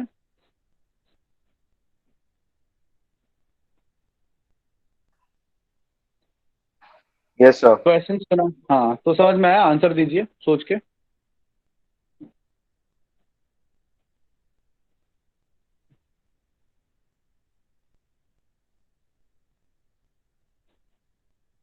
डिवीजन टाइम वही 1 घंटा है। 40 घंटे में आपने देखा कि जार पूरा भरा हुआ था। Sir 10 hours. कितने? हाँ जी, 10 आवर्स। 10 आवर्स। अच्छा, और बताइए, और कोई आंसर? बाकियों का भी सुन लेते हैं, फिर डिस्कस करते हैं। हालांकि बाकी कोई आंसर दे नहीं रहा है। शायद मैं बहुत कॉम्प्लिकेटेड चीज़ें पूछ रहा हूँ, या बहुत ही सिंपल है, उनको पहले से आती हैं कि ये सिंपल क्वेश्चन का जवाब देना उनकी तौहीन है शायद, या आप कुछ ज़्यादा टफ है कि उनको समझ में नहीं आ रहे हैं। दोनों में से एक ही केस होगा। खैर, मैं आपको बता देता हूँ, बहुत सिंपल सा है। ये शशांक तुमने आंसर दिया ना, ये इसका 10 आवर। हाँ जी सर। अच्छा, 10 आवर में वो आधा होगा, ठीक है ना। तो ये बताओ वो पूरा कब होगा फिर? अगर 10 आवर में कोई जो जार आधा है और 1 घंटे में बैक्टीरिया डिवाइड करता है, तो फिर वो पूरा कब होगा?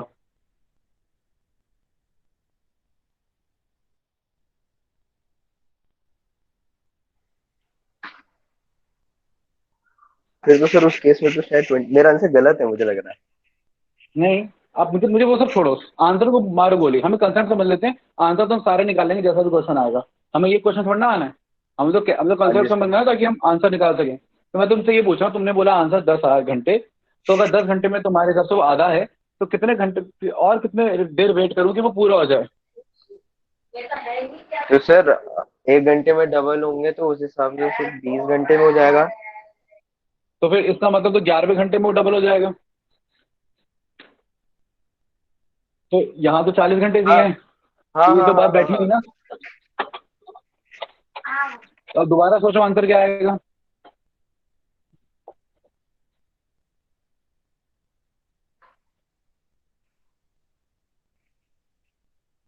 सिंपल है आंसर, बता देता हूँ मैं। बेटा 39 आवर्स। अगर 40 आवर में वो जार पूरा भरा हुआ है और 1 घंटे में बैक्टीरिया डिवाइड करता है, तो 1 घंटे पहले वो आधा हुआ होगा, ठीक है। तो 39 आवर्स में वो आधा हुआ होगा, ठीक है। और 38 आवर में वो 1/4 वन हुआ होगा, फोर्थ होगा। और 37 में वो 1/8 हुआ होगा। तो हर घंटे में वो अपने का आधा हो रहा है ना। हाँ आ रही सर, है बात और समझ हर में? 1 घंटे में अपने का डबल भी हाँ, होता है। हाँ, अगर यही डिवीजन उसने दिया होता कि उसको डिवाइड करने में 2 घंटे लगते हैं, और तो फुल जार अगर 40 घंटे में हुआ है, तो अगर उसका आधा देखना है, तो फिर वो 38 आवर में हुआ होगा, अगर 2 घंटे का डिवीजन है। यही अगर आधे घंटे का डिवीजन होता, 39.5 आंसर होता।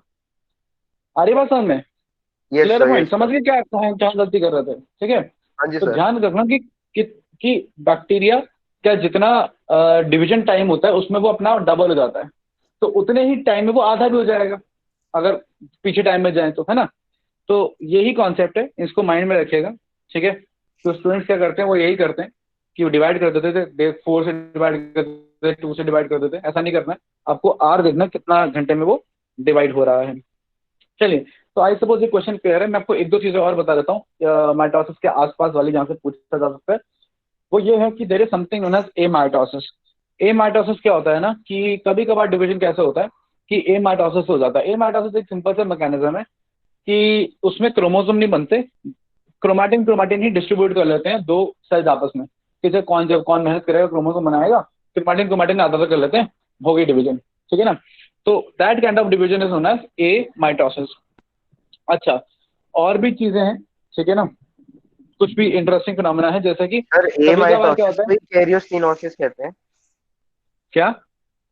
ए माइटोसिस को ही कैरियोसिनोसिस कहते हैं। बेटा कैरियो, स्पेलिंग बोल, कैरियो के आगे। क्या सर? कैरियोसिनोसिस की स्पेलिंग बोल, कैरियो के आगे, फिर बताता हूँ क्या है।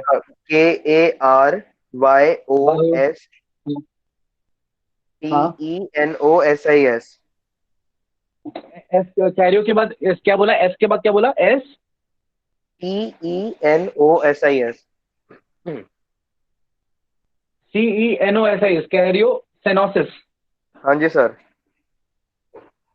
हाँ, कैरियोसेनोसिस मतलब सीनोसाइटिक, सीनोसिस मतलब डिविसिनोसिस, मतलब सीनोसाइटिक, सर एक तरीके से सीनोसिस मतलब बाइनरी कि फिजन ही तो अलग हो अलग गया ये होना। माइटोसिस। एक मिनट, एक मिनट, एक मिनट, अलग अलग होना, कैरियो न्यूक्लियस का अलग अलग होना, लेकिन साथ में रहना। हाँ। तुम क्या बोल रहे हो, कैरियोसेनोसिस किसको बोलते हैं? एक तरीके से ए बाइनरी माइटोसिस फिजन को? ही तो होगा। नहीं नहीं नहीं नहीं नहीं नहीं नहीं नहीं। हाँ ए माइटोसिस ही कह रहा हूँ कैरियोसेनोसिस, सर। हाँ, ए माइटोसिस को कैरियोसिनोसिस। देखो, कैरियोसिनोसिस टर्म मैंने नहीं सुना है पहले, ठीक है। तो हालांकि मुझे रिलेटेड नहीं लग रहा है, फिर भी मैं इसको एक बार वापस देख कर बताऊंगा, क्योंकि मुझे आइडिया नहीं, कैरियोसिनोसिस के बारे में मैंने नहीं सुना है, ठीक है ना। तो टर्म तो ऐसा लग रहा है जैसे कि सिनोसेटिक बनने वाला, I don't have an idea. इसको देखना पड़ेगा कैरियोसिनोसिस क्या टर्म है, ठीक है। खैर, ओके तो मैं सर। आपको ये बता रहा था कि ए माइटोसिस आपका जनरली पैरामीशियम में देखने को मिलता है आपको। जब वो बाइनरी फिजन करता है, उसका जो उसके पास दो न्यूक्लियाई होते हैं, माइक्रो और मैक्रो। तो जो मैक्रो वाला न्यूक्लियाई होता है वो ए माइटोसिस से डिवाइड करता है, और माइक्रो न्यूक्लियाई माइटोसिस से ही डिवाइड करता है। तो तो खैर सर वो आपको जिसको इतना जानना डायरेक्ट जरूरी नहीं डिवीजन है। कहते हैं, हाँ, डायरेक्ट डिवीजन, बिना क्रोमोसोम बने, ठीक है, बाइनरी फिजन वो ना। है ए माइटोसिस। हाँ, डायरेक्ट डिवीजन। अच्छा, एक कभी कभार ये भी हो सकता है कि कैरियोकाइनेसिस तो हो लेकिन साइटोकाइनेसिस ना हो। ऐसा हम कई जगह देखते हैं, जैसे कि फंजाई के अंदर जब एस्कोमाइसिटीज और बैसिडोमाइसिटीज के अंदर डाई कैरियन स्टेज बनती है, ठीक है। तो उसके अंदर यही है कि न्यूक्लियस तो डिवाइड कर रहा है लेकिन साइटोप्लाज्म डिवाइड नहीं कर रहा। और ये सेम चीज हम तब भी देखते हैं जब प्लाज्मोडियम डिवाइड करता है मल्टीपल फिजन से। तो उसमें भी काफी सारी कैरियोकाइनेसिस होती हैं, लेकिन साइटोकाइनेसिस नहीं होता है, वो लास्ट में जाके होती है। इसलिए उसको हम मल्टीपल फिजन बोल रहे हैं कि एक ही बारे में बहुत सारे सेल्स इकट्ठे बन रहे हैं। खैर, उसका भी सच्चाई ये है कि न्यूक्लियस पहले बन चुके हैं, बस साइटोप्लाज्म लेके बाहर बाद में निकल रहे हैं। तो ऐसा भी हो सकता है कि cytokinesis is not followed by karyokinesis, this is also possibility, ठीक। और अनइक्वल साइटोकाइनेसिस तो पता ही है आपको कि साइटोकाइनेसिस अनइक्वल हुआ। जैसा आप देखते हो किसके अंदर, oogenesis के अंदर, कि पोलर बॉडी बनती है, उसके बाद थोड़ा साइटोप्लाज्म जाता है और ज्यादातर साइटोप्लाज्म जो है वो एग ले जाता है, ठीक है ना। इसके अलावा there is something known as cleavage mitotic division. अब ये जो क्लीवेज माइटोटिक डिवीजन होता है जो जाइगोट का होता है, ठीक है, उसकी खास बात क्या होती है कि उसमें ग्रोथ फेज एब्सेंट होते हैं, ना G1 होगा ना G2 होगा, सिर्फ एस और एम, सिर्फ एस और एम। और क्योंकि G1 और G2 दो बड़े बड़े फेज नहीं होते इसके अंदर, तो क्लीवेज डिवीजन नॉर्मल डिवीजन से फास्टर होता है, ठीक है।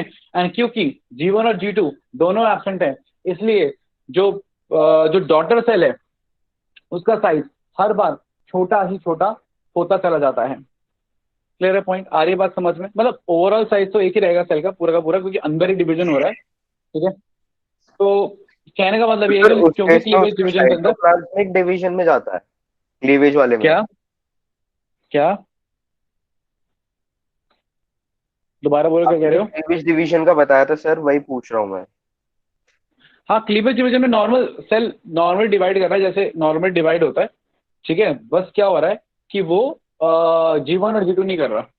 मतलब एक जाइगोट से दो ब्लास्टोमर बने, तो जो दो ब्लास्टोमर बने उनका साइज ऑलमोस्ट आधा है।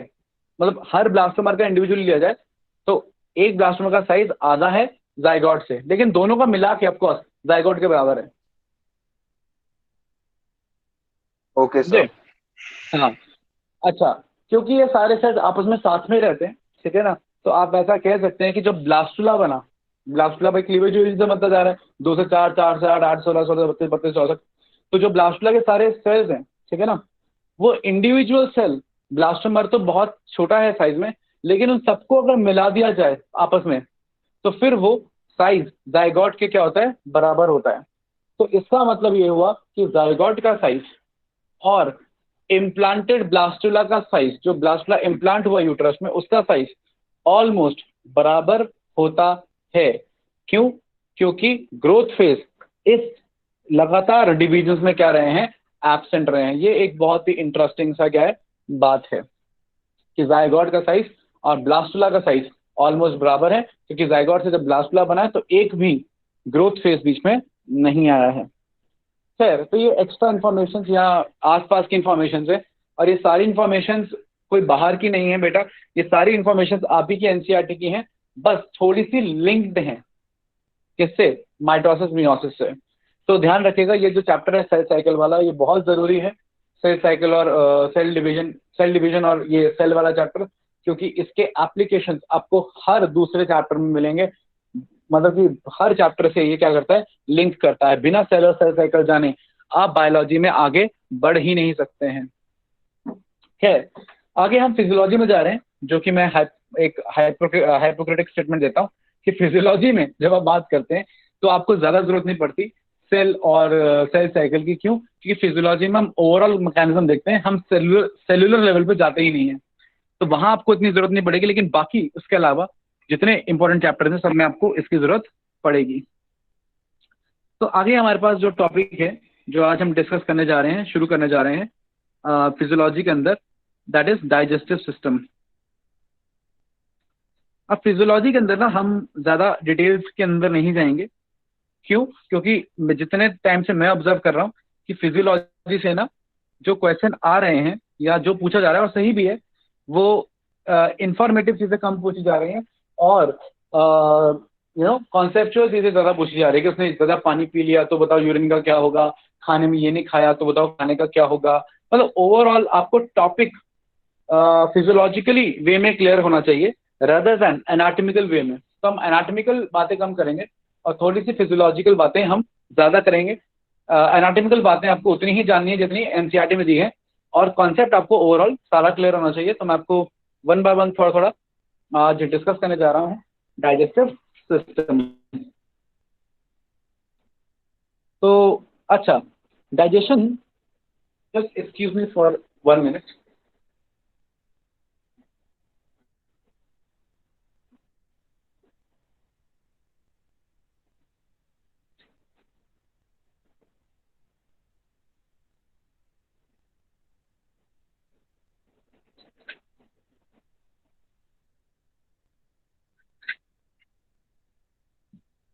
ओके, तो आइए मोटी मोटी इंपॉर्टेंट इंपॉर्टेंट बातें करेंगे।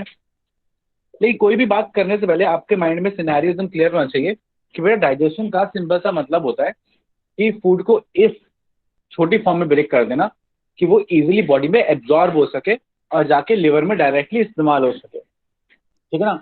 अब इन सब का जो लिंक है ना, वो जाके जुड़ता है बायोकेमिस्ट्री से। ठीक है, जो हमने प्लांट रेस्पिरेशन पढ़ा है, आपने ग्लाइकोलाइसिस पढ़ा है। अब ग्लाइकोलाइसिस का मोनो प्रिकर्सर कौन है? ग्लूकोज। ठीक है ना? तो हम जो भी शुगर खा रहे हैं उसको या तो ग्लूकोज की फॉर्म में या गैलेक्टोज के फॉर्म में या तो फ्रक्टोज की फॉर्म में यूज कर सकते हैं, मोनोमर की फॉर्म में ही यूज कर सकते हैं। क्यों? क्योंकि गैलेक्टोज भी ग्लूकोज बनाया जा सकता है और यूज किया जा सकता है। अल्टीमेटली यूज तो हम ग्लूकोज ही कर सकते हैं, हमें तो ग्लाइकोलाइसिस ही आता है। फ्रक्टोलाइसिस तो हमको आता नहीं एनर्जी प्रोड्यूस करने के लिए, हमें तो ना हमें गैलेक्टोलाइसिस आता है एनर्जी प्रोड्यूस करने के लिए, हमें तो भाई ग्लूकोलाइसिस ग्लाइकोलाइसिस आता है एनर्जी प्रोड्यूस करने के लिए, है ना? Glycolysis combined with citric acid cycle, यही हमको आता है एनर्जी प्रोड्यूस करने के लिए।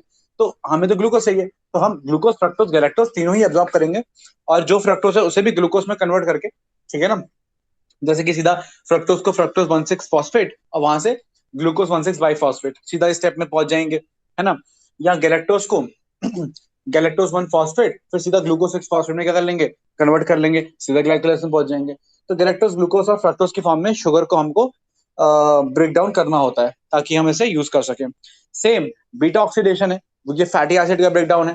अब इसमें जो प्रीकर्सर है वो फ्री फैटी एसिड है, पालमेक्टिक एसिड हो गया, ऑलिक हो गया, लिनोलिक हो गया। मतलब ट्राई एसाइल ग्लिसराइड की फॉर्म में हम फैटी एसिड को इस्तेमाल नहीं कर सकते, हमको ग्लिसरॉल अलग करना है और फ्री फैटी एसिड क्या करने हैं? अलग करने हैं इस्तेमाल करने के लिए। सेम अमाइनो एसिड के साथ है कि प्रोटीन हम डायरेक्टली इस्तेमाल नहीं कर सकते, हम तो बस अमाइनो एसिड को यूज कर सकते हैं एनर्जी के लिए, या हमें प्रोटीन अगर बनाना है तो हमें अमाइनो एसिड चाहिए, तो हमको प्रोटीन को ब्रेक करना है किसमें? अमाइनो एसिड की फॉर्म में। इतना ही है डाइजेशन और फिर इनका एब्जॉर्प्शन, और इसमें क्या क्या चीजें होती है ह्यूमन में उसके बारे में क्या करेंगे? बात करेंगे। तो आइए समझते हैं।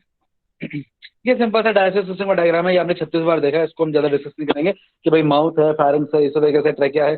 ट्रैकिया रेस्पिरेटरी का पार्ट नहीं है। फटाफट से बात करें तो माउथ है, फेरिंक्स है, इसोफेगस है, स्टमक है, पैनक्रियाज है, स्मॉल इंटेस्टाइन है, एनस है, रेक्टम है, गॉल ब्लैडर, लिवर, ये सब काम करेगा आपके डाइजेस्टिव सिस्टम में। इसको डिस्कस नहीं कर रहे, ये आपको पता है, ये आप छोटी क्लासेस से पढ़ते आ रहे हैं। मुझे नहीं लगता कि इसमें कुछ भी डिस्कस करने की मेरे को जरूरत है। ठीक है, आगे बढ़ते हैं। आगे जो थोड़ी बहुत चीजें मैं आपको बताना चाहता हूँ जो आपके एनसीईआरटी में नहीं दी हैं, वो आप ध्यान रखिएगा कि आपका मुंह के ऊपर वाला हिस्सा जो हार्ड पार्ट है, आप मुंह के ऊपर अगर उंगली लगाएं तो वो पार्ट हार्ड है, उसको हम हार्ड पैलेट बोलते हैं। और जो आगे जाते जाएंगे तो वो पार्ट सॉफ्ट रहेगा, उसको हम सॉफ्ट पैलेट बोलेंगे। और सॉफ्ट पैलेट का लटकती हुई छोटी सी चीज जो मुंह के अंदर है, ठीक है ना, जो उसको हम यूव्यूला बोलते हैं। अच्छा, यूव्यूला का फंक्शन क्या रहता है कि ध्यान समझेगा, मान लीजिए फूड है, लेट्स से ये फूड है, ये फूड पार्टिकल जो है ये ऐसे जा सकता है ऊपर की तरफ, है ना। तो ये यूव्यूला उसको ऊपर की तरफ नहीं जाने रहा, क्यों? क्योंकि आप ध्यान से समझिएगा, जैसे ही ये फूड पार्टिकल आगे आएगा, ठीक है, ये जो यूव्यूला है ये यूव्यूला को धक्का मारेगा और यूव्यूला ऊपर पहुंच जाएगा ऐसे। तो यूव्यूला ने अपनी डायरेक्शन चेंज कर ली और यूव्यूला कहाँ पहुंच गया बेटा? ऊपर पहुंच गया। और ऊपर पहुंचते ही इसने खाने को नाक वाले रीजन में जाने से क्या कर लिया? रोक लिया। ठीक है, तो यूव्यूला का क्या फंक्शन है कि नेजल चैम्बर में फूड को नहीं जाने देना, उसको बताना कि तेरे को देख ऊपर नहीं जाना, तेरे को नीचे जाना है। तो मतलब फूड को डायरेक्ट करना टुवर्ड्स द फैरिंग्स। तो लोअर फैरिंग्स मतलब कि जिसको आप लैरिंगो फैरिंग्स बोल सकते हैं, उस रीजन में फूड को क्या करना? डायरेक्ट करना। ये एक फंक्शन हो गया किसका? यूव्यूला का। अब एक बार फैरिंग्स में फूड पहुंचा तो फिर उसको दो रास्ते नजर आएंगे, ठीक है। अब फिर जब उसको दो रास्ते नजर आएंगे तो क्या होगा? ये जैसे फूड आएगा वो फूड यहां पर जोर लगाएगा, इस पे दबाव पड़ेगा। जैसे ही इस पे दबाव पड़ेगा बेटा, तो ये जो स्ट्रक्चर है जिसको हम एपिग्लॉटिस बोल रहे हैं, क्या बोल रहे हैं बेटा? एपिग्लॉटिस बोल रहे हैं। ये एपिग्लॉटिस इस तरीके से ना, ये यहां से एकदम ऐसे आ जाएगा, मतलब ये भी अपनी डायरेक्शन चेंज कर लेगा और ये थोड़ा नीचे आ जाएगा। और नीचे आने की वजह से ये जो रेस्पिरेटरी ट्रैक्ट है ये क्या हो जाएगा? ब्लॉक हो जाएगा कि यहाँ पर नहीं जाना। तो अल्टीमेटली फूड के पास एक ही रास्ता बचेगा, कहाँ जाने का? ईसोफेगस में जाने का। तो कॉन्सेप्ट ये है कि जो एपिग्लॉटिस है, ठीक है, वो फूड की एंट्री ग्लॉटिस यानी ओपनिंग ऑफ विंड पाइप के अंदर अवॉइड कर रहा है, ठीक है।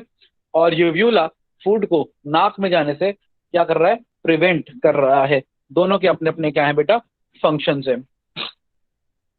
खैर, आगे बात करते हैं। तो ये हुआ फंक्शन ऑफ एपिग्लॉटिस एंड यूव्यूला। और यूव्यूला कुछ नहीं बल्कि सॉफ्ट पैलेट का आखिरी पार्ट है। आगे बात करते हैं। अच्छा, आगे जहां से क्वेश्चन आता है वो आता है हिस्टोलॉजी ऑफ एलिमेंट्री कैनाल। और हिस्टोलॉजी ऑफ एलिमेंट्री कैनाल बेटा बहुत सिंपल है, ईसोफेगस से लेके एनस तक हिस्टोलॉजी ने सेम ही रहना है, ज्यादा डिफरेंस नहीं आना है हिस्टोलॉजी में। तो बहुत सिंपल है। पहले मैं आपको एक बार रफ डायग्राम्स बताता हूँ, फिर आपको और आगे समझा दूंगा। एक रफ डायग्राम से समझ लेते हैं, एक मिनट। हाँ, एक पेज ले लेता हूँ मैं खाली। जैसे मान लेते हैं इस पेज को यहीं ले लेते हैं, यहीं पे इसके आगे ले लेते हैं।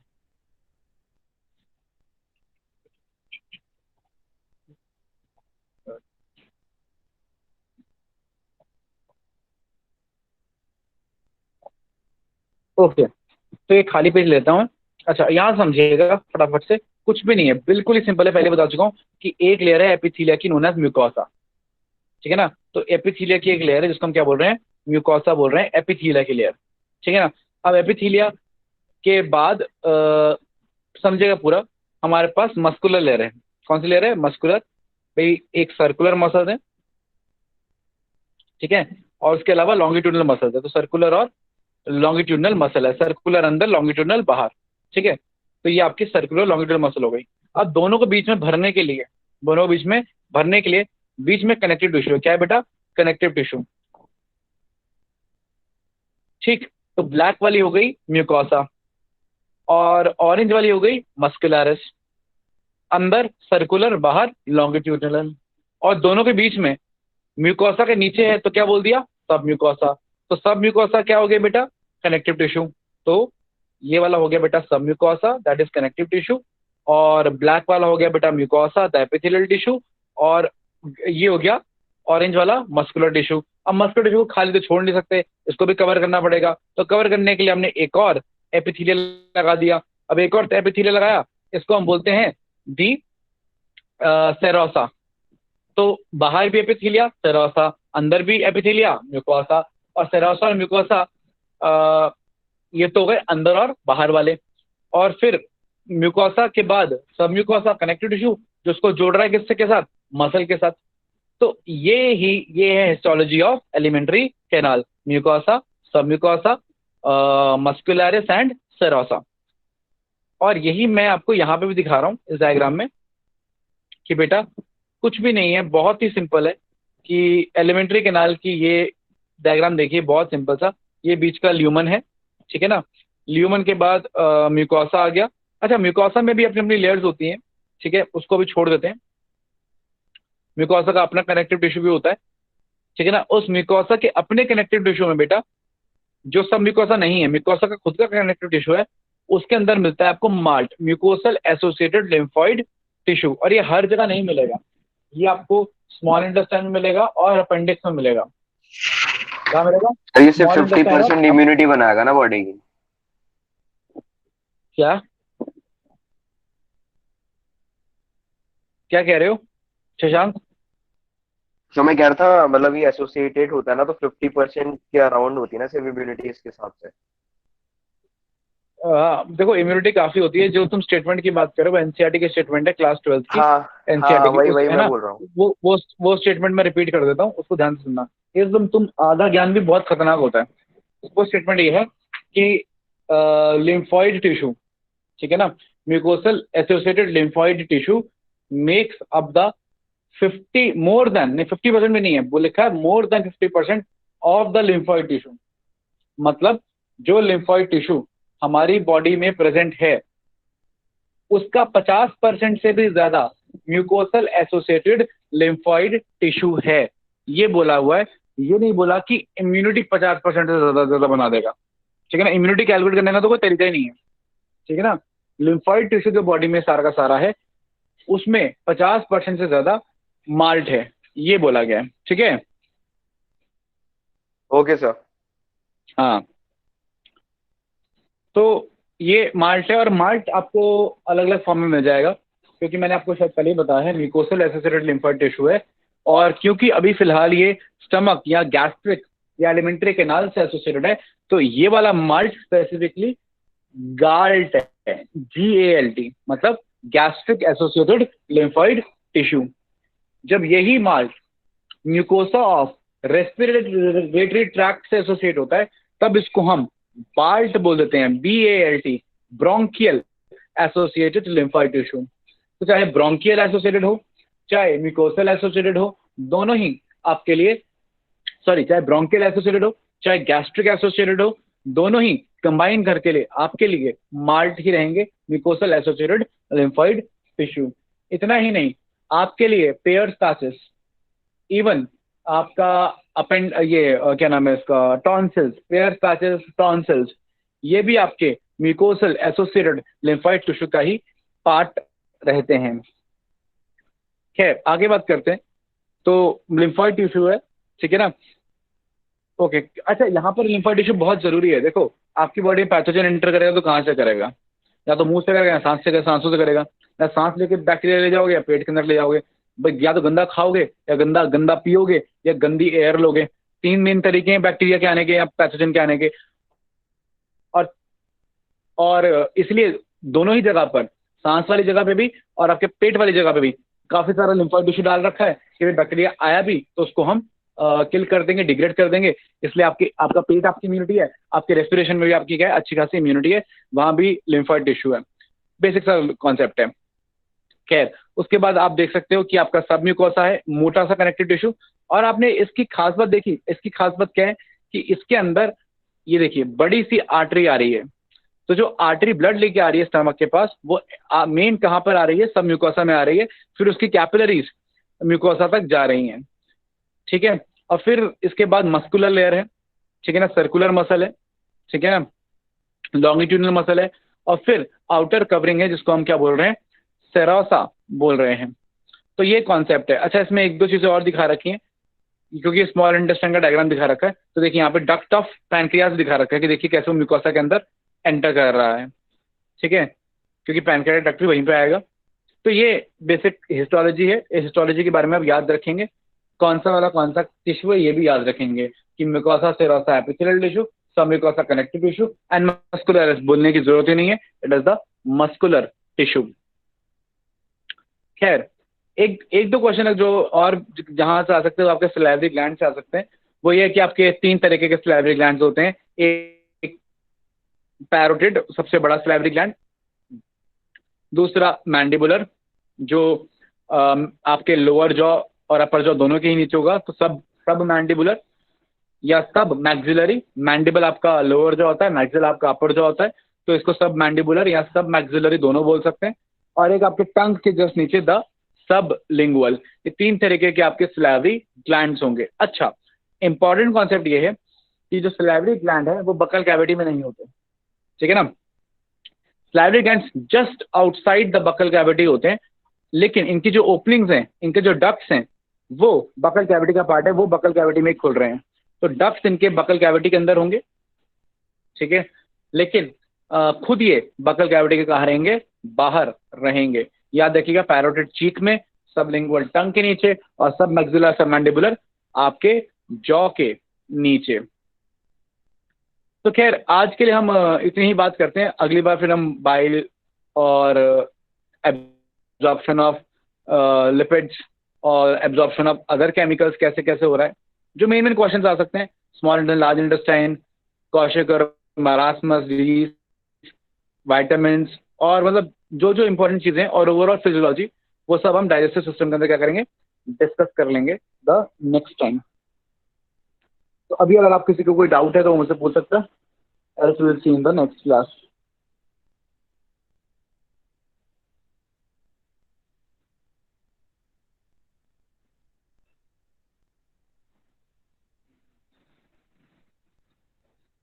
किसी को कोई डाउट?